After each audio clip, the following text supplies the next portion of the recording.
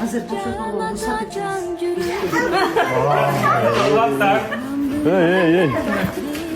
Havayla maşinen siz olmanız. Havayla maşinen siz olmanız. Gitti.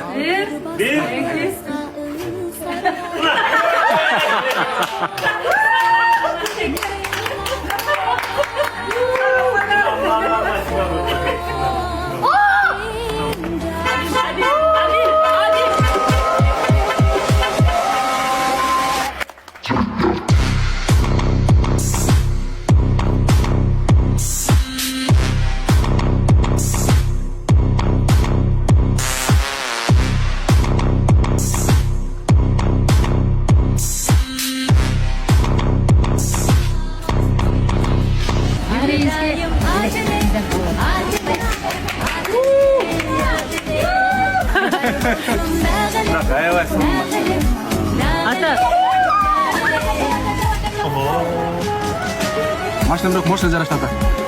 А вообще красавец машина.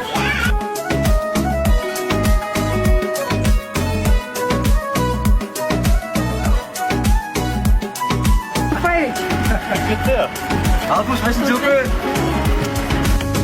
Ömür boyu sıy korgulu seni